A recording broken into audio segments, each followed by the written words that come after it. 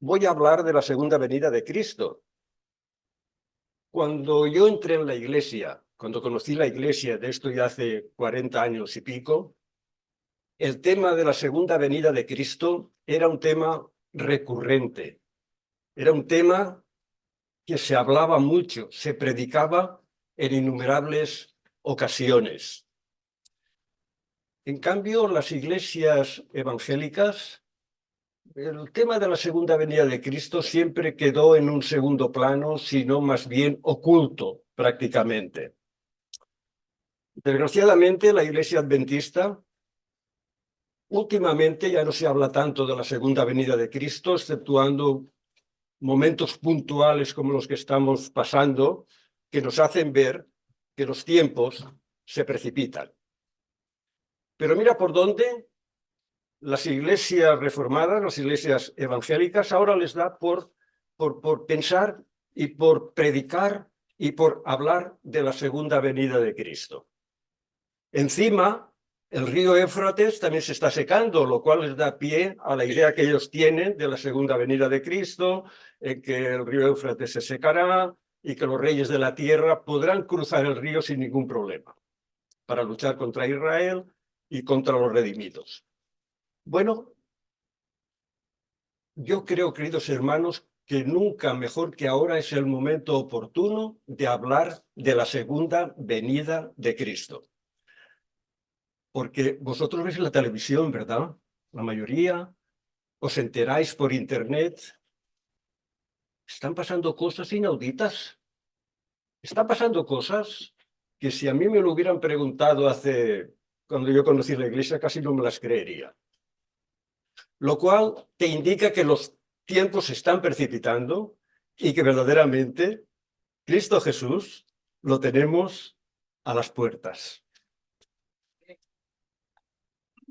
Los versículos de partida, que me gustaría que lo leyerais en vuestras Biblias y las tenéis aquí a mano, son los siguientes. Juan 14, versículos del 1 al 3. Juan 14, versículos del 1 al 3, que dice lo siguiente.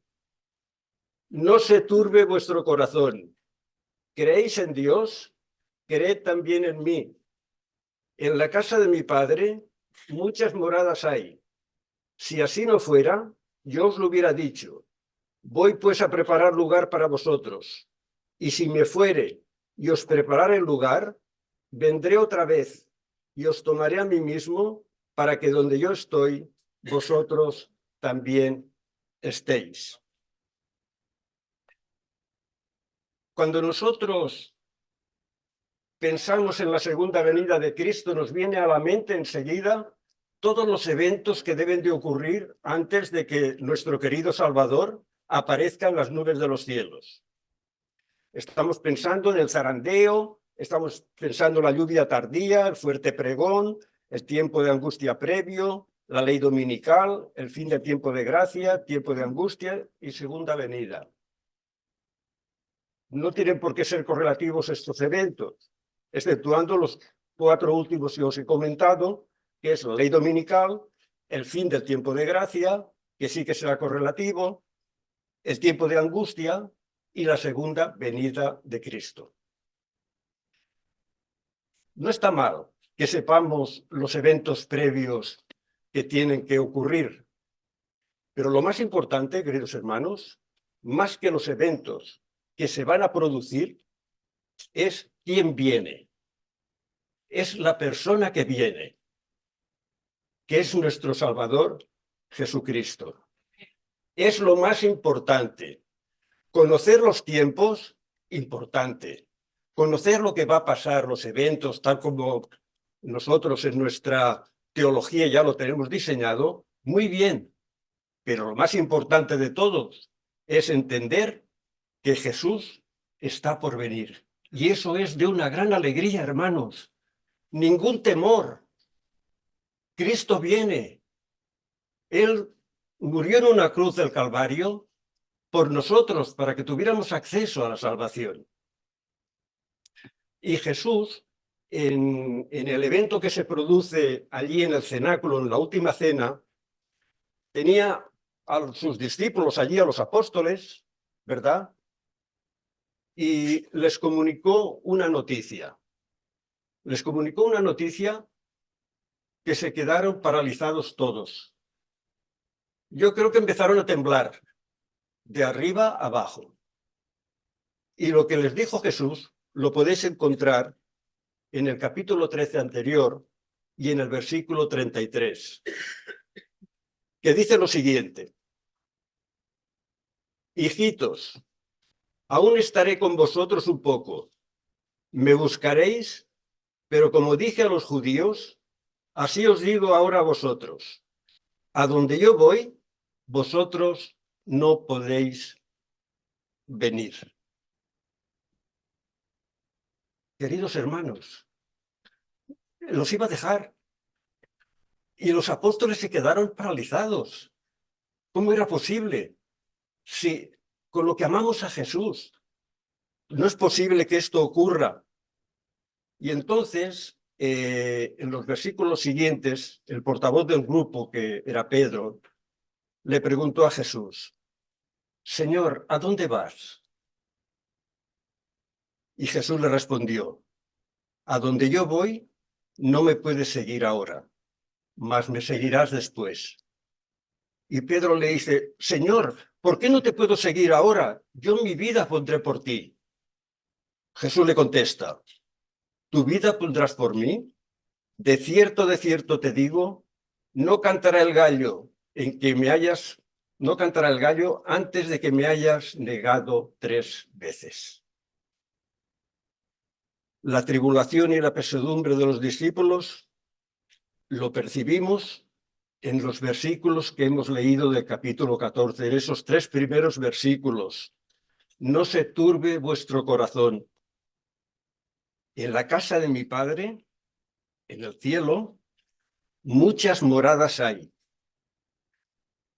Ya estaban allí las moradas. Jesús no fue a construirlas.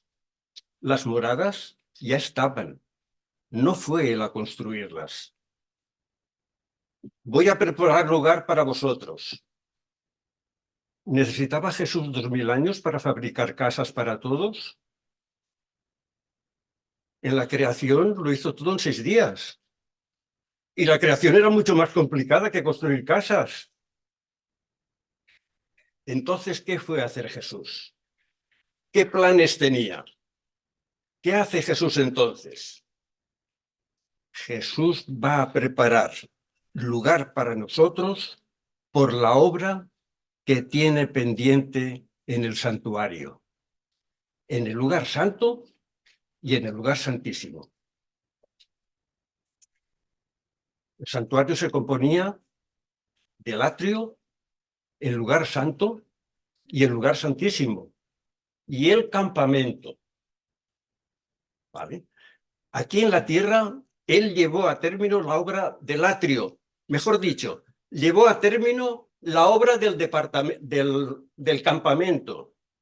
Estuvo 3 años y medio con nosotros. 3 años viviendo con nosotros, comiendo con nosotros, durmiendo con nosotros. Y finalmente, él fue al atrio como cordero perfecto y allí fue sacrificado en el altar del sacrificio en la cruz del Calvario. Pagó por todos los pecados de todos los seres humanos de todas las épocas. Cuando en la cruz Jesús pronuncia las palabras consumado es, había pagado por todos los pecados del mundo.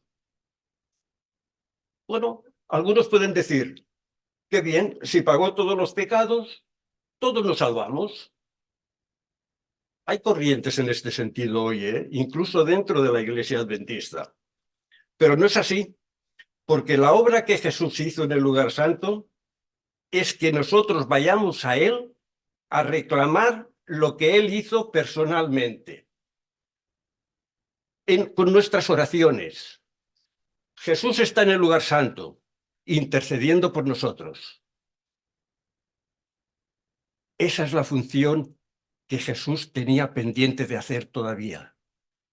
En el lugar santo, cuando Jesús asciende a los cielos, llega hasta el lugar santo y allí permanece donde nosotros nos podemos allegar para que nuestros pecados nos sean perdonados. En la cruz Jesús pagó por nosotros, nos hizo un regalo, hermanos, y solo se salvan los que aceptan el regalo, no todos los que aceptan el regalo.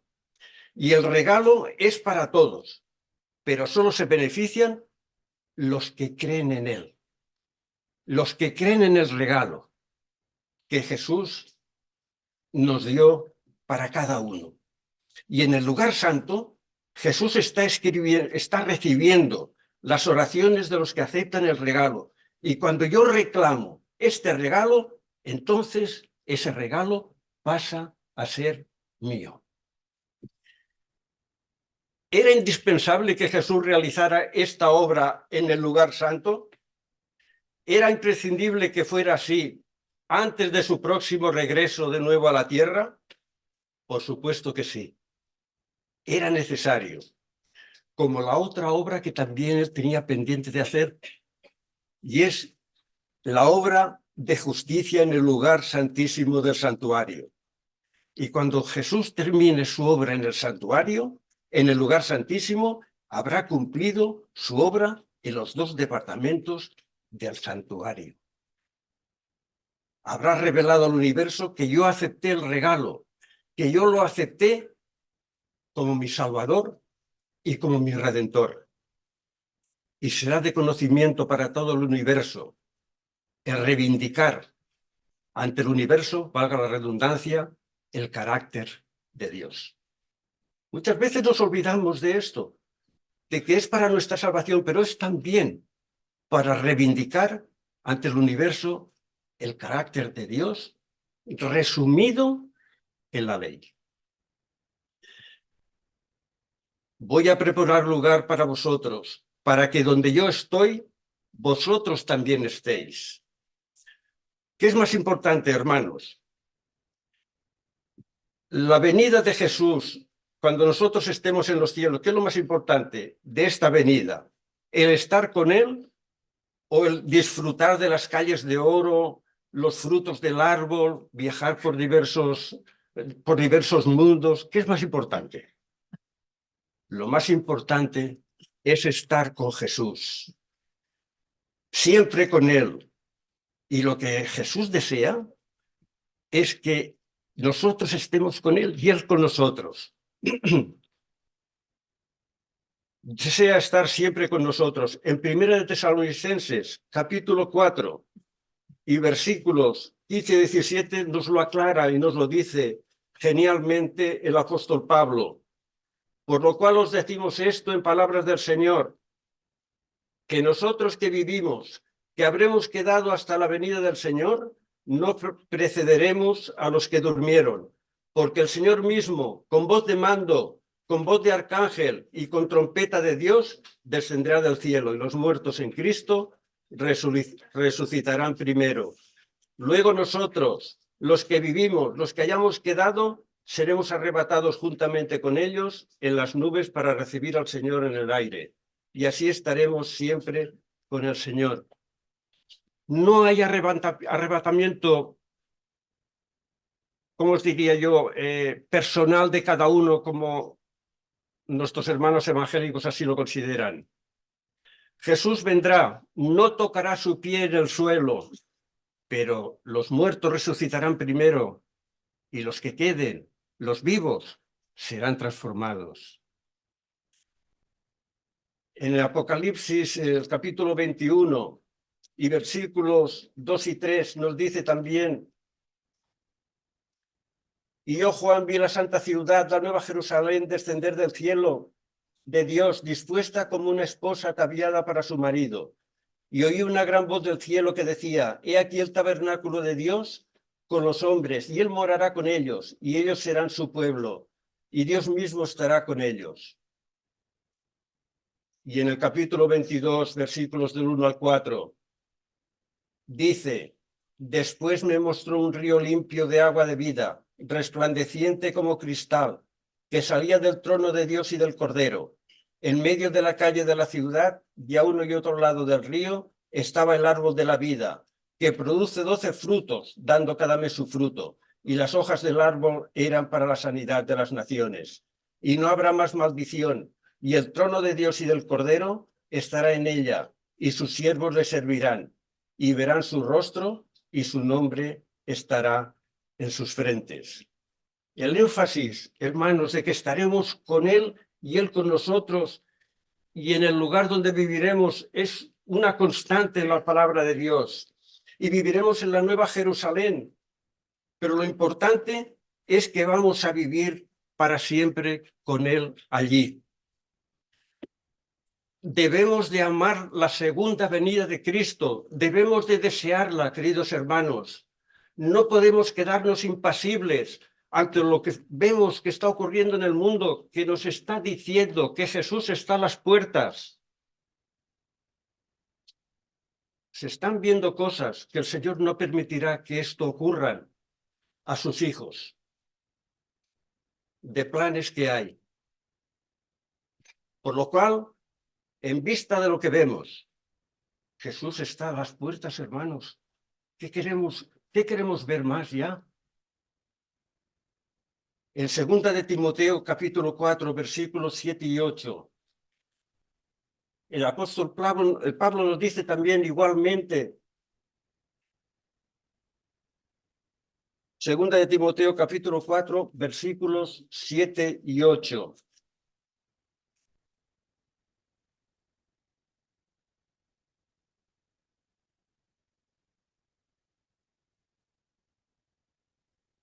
He peleado la buena batalla, he acabado la carrera, he guardado la fe. Por lo demás, me está guardada la corona de justicia, la cual me dará el Señor, juez justo en aquel día, y no solo a mí, sino también a todos los que aman su venida. ¿A quiénes dará la corona? A los que aman su venida. Si amamos la venida de Jesús, tenemos que amarlo a Él primero. En 1 Corintios, capítulo 2, versículo 9, nos dice el apóstol, cosas que ojo no vio, ni oído oyó, ni ha subido en corazón de hombre, son las que Dios ha preparado para los que le aman. El énfasis es que vamos a estar juntos. Lo más importante, la segunda venida de Cristo. Es lo más importante para nosotros en estos momentos. ¿Cómo termina el libro de Apocalipsis? Termina con unas palabras del apóstol Juan. Ciertamente vengo en breve. Y Juan que dice, sí, ven, Señor Jesús. Las tenemos aquí. Juan amaba a Jesús. Lo amaba incondicionalmente, porque Juan sabía los problemas que tenía. ¿Y sabéis? Juan entendía que solo al lado de Jesús él podía cambiar. Y Juan cambió de ser el hijo del trueno a ser el discípulo del amor, al lado de Jesús. Juan amaba a Jesús. Y me viene a la mente también ahora otro personaje que amaba a Dios y que caminaba con Dios. Me estoy refiriendo a Enoc. Tenía diariamente comunión con Dios. Y cuando más pasaba el tiempo, más caminaba con Él. No se encerraba en un monasterio, no se iba a su zona de confort de su casa. Caminaba con Dios y transmitía a los demás las experiencias que tenía con el Señor. Es el primer personaje de la historia de la humanidad que fue trasladado al cielo, porque caminaba con Dios y amó a Dios. Hay un himno que hemos cantado muchas veces. Antes lo cantábamos más porque era muy cortito, era solo de una estrofa. Ahora lo han modificado. Es el himno número 211. La primera estrofa del coro. Pero en en el himnario antiguo es el himno número 120 y dice lo siguiente: fija tus ojos en Cristo, tan llenos de gracia y amor, y lo terrenal sin valor será a la luz del glorioso Señor. Las cosas de la tierra, queridos hermanos, lo hemos comentado en la escuela sabática, pierden su valor cuando nosotros fijamos nuestros ojos en Cristo, cuando nuestro porvenir, cuando nuestro centro de gravedad está en Cristo Jesús. Es verdad que estamos en la tierra, es verdad que pisamos la tierra, toquemos de pies al suelo, te pueden decir algunos. Pero hermanos, si yo entiendo que mi centro de gravedad, que mi futuro, que ese tren en el que yo voy tiene una estación de destino, que es el reino de los cielos, que es la tierra nueva, las cosas de este mundo me van a afectar como humano, pero voy a tener la fortaleza de pensar y de entender que es en la tierra nueva y en el reino de los cielos donde yo quiero estar con el Señor por la eternidad. Aquí no es por la eternidad. Aquí tenemos fecha de caducidad. Yo cuando era pequeño, como el Mati, que estaba por aquí, yo pensaba que los niños eran niños siempre, que los jóvenes eran jóvenes siempre y que los viejos eran viejos siempre. Hasta que los años me hicieron ver que no era así, las cosas no iban así. La prueba es que yo ahora ya estoy en la última escala de esa pirámide. Fijemos los ojos en Cristo. Y si nosotros fijamos los ojos en Cristo, queridos hermanos, ¿sabéis lo que va a pasar? Que Cristo va a reinar en nuestro corazón. Imprescindible que Jesús reine en nuestro corazón. ¿Sabéis por qué? Porque uno de los requisitos para estar en el reino de los cielos es cumplir con la ley. No tener ningún pecado, como los 144.000. Y esto es imposible por nuestros propios medios si Jesús no interviene y actúa por nosotros. En un libro que yo leí de un buen amigo mío, que hizo un comentario, o sea, un escrito, voy a leer algunas cositas de lo que él puso. Fijaos, cuando fijamos los ojos en Cristo, estamos entendiendo la verdadera justicia de Cristo, porque queremos que Cristo esté en nuestro corazón, que nuestros actos sean actos aceptos por el Padre. Para que eso sea así y no sean actos de, ¿cómo diría yo?, de dominio propio, de vanagloriosos para mí, quiero decir. Que no, que Jesús me los coloca y hace que sean aceptos por el Padre. Porque es Él el que me está moviendo. Pero para eso, Él tiene que estar en todo el corazón. No puede haber una habitacioncita ahí donde se pueda colar otro. No, no, tiene que ser enteramente que Jesús reine en nosotros. Pues si nosotros fijamos los ojos en Cristo, estamos entendiendo la verdadera justicia de Cristo, que como dijo Ellen White, nos hace obedientes a todos los mandamientos de la ley.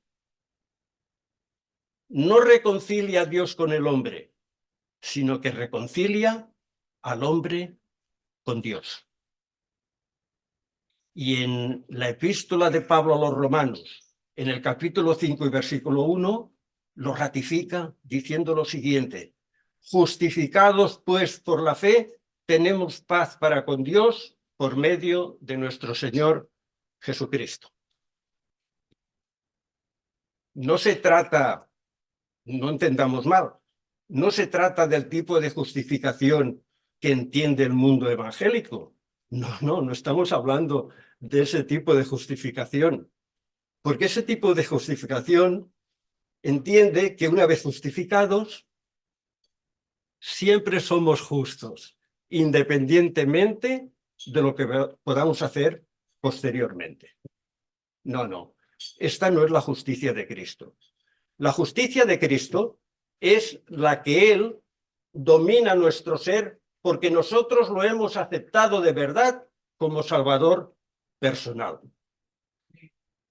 Porque le hemos dicho, Jesús, yo me rindo a ti, fijo tus ojos en ti, porque quiero ser como tú eres. Quiero tener ese carácter que tú tienes. Pero Jesús, yo sé que solo no puedo. Y como Juan, ¿yo qué hago? Me agarro a Cristo Jesús con todas mis fuerzas, porque sé que yo solo no puedo. No puedo. Yo no podía dejar de fumar, hermanos, antes de conocer la iglesia adventista. No podía Williams. Lo intentaba, el médico me decía, hombre, en lugar de fumarte un paquete entero, fúmate solo 5 cigarrillos. Y el primer día yo me fumaba 5 cigarrillos, el segundo 10, pam, pam, y así estábamos.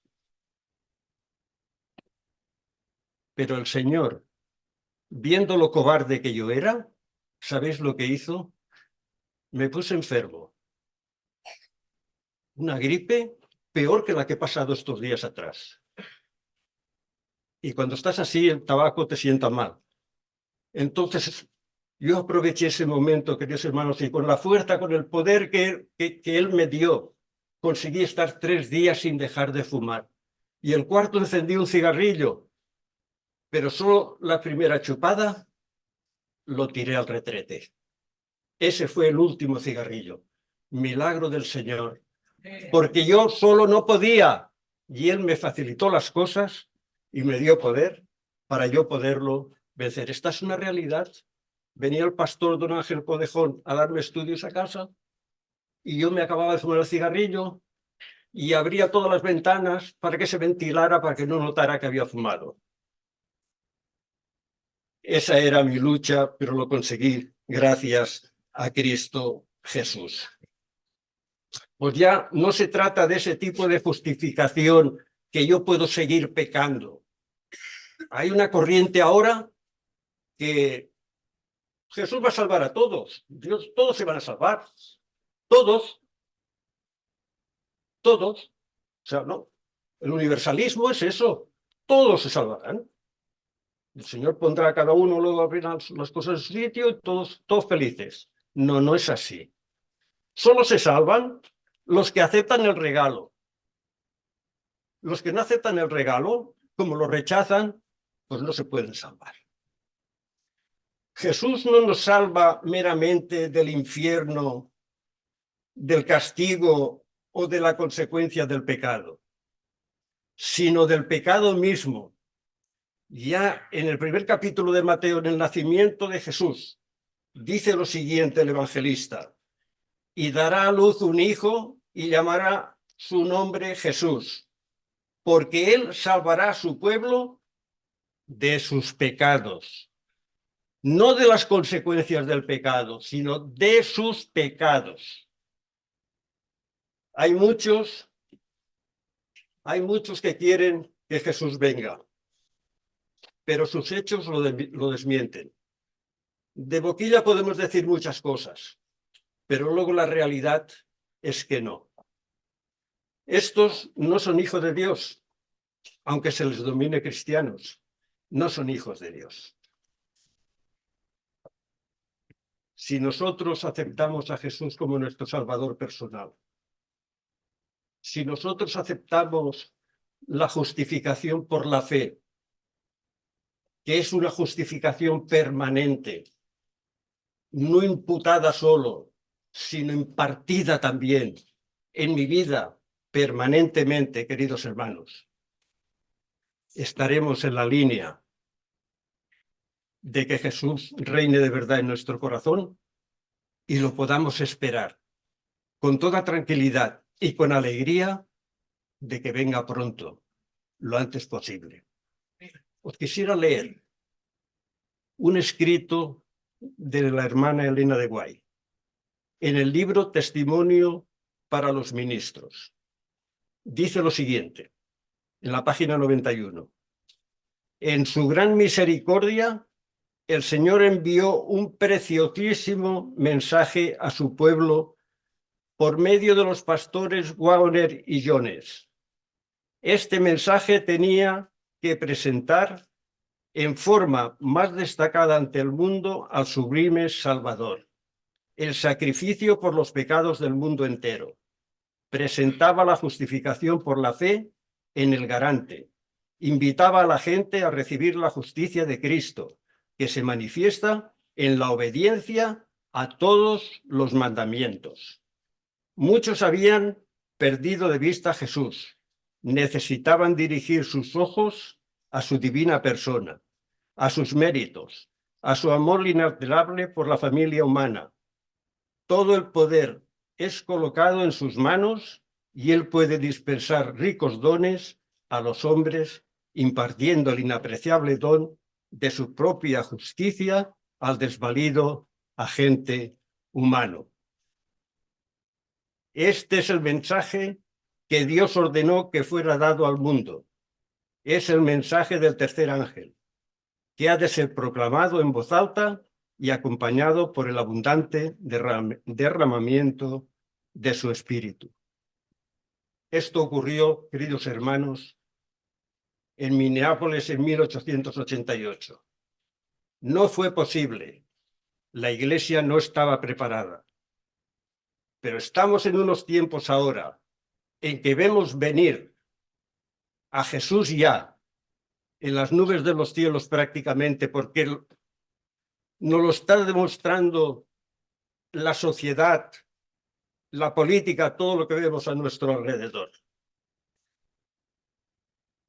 Pero si nosotros permanecemos en el Espíritu y nosotros tenemos a Jesús como verdaderamente nuestro Salvador en nuestro corazón, Él obrará por nosotros y será posible ese derramamiento de la lluvia tardía que no fue posible en 1888. Necesitamos acercarnos más que nunca a Jesús, disfrutar de su presencia con nosotros. En 2 Corintios capítulo 3, versículo 18, Pablo dice lo siguiente: por tanto, nosotros todos, mirando a cara descubierta, como en un espejo, la gloria del Señor, somos transformados de gloria en gloria en la misma imagen como por el Espíritu del Señor. Y ya termino. Cuanto más tiempo pasemos con Jesús, mejor para nosotros, porque se nos pegará la forma de ser de Jesús, se nos van a pegar todas esas cosas si nosotros lo conocemos bien. Si nosotros caminamos con Él, se nos pegará. Seremos diferentes. Y es la forma efectiva de predicar el Evangelio hoy, en una sociedad tan complicada y tan difícil, que te puedan preguntar, ¿cómo es que tú eres diferente? ¿Cómo es que tú piensas así? Elena de White, ella dijo, debiéramos contemplar a Jesús por lo menos 1 hora diaria. Cómo actuaba con las personas, cómo se dirigía a ellas, cómo reaccionaba. Elena de White también en el libro El deseado de todas las gentes, ella dijo lo siguiente respecto a la segunda venida de Cristo. Cuando el carácter de Cristo sea perfectamente reproducido en su pueblo, entonces vendrá Él para reclamarlos como suyos. Ojalá verdaderamente lleguemos a tener, aunque sea un poquito, del carácter que tenía Cristo. Ojalá, porque es lo único que nos vamos a llevar al reino de los cielos. Nada más, ni casas, ni coches, nada de eso. Solo el carácter. Si no tenemos el carácter de Cristo, no podemos estar en el reino de los cielos. no seríamos felices. Si estamos pensando en la tele, si estamos pensando en mi coche, no seremos felices allí porque estaremos en otra dimensión. Pasemos tiempo con Jesús, hermanos, en estudio, como hemos comentado en la escuela sabática, en oración, en la palabra. La Biblia, esto, hermanos, el mejor libro del mundo. Una maravilla. Aquí está todo. No necesitamos internet. Con esto tenemos suficiente, porque nos está diciendo en qué situación estamos. Nos está diciendo si estamos mal, si estamos bien, y cuáles son los remedios que nosotros podemos acogernos, que es el remedio de agarrarnos a Jesús, como Juan también se agarró y cambió de carácter. Que el Señor nos ayude.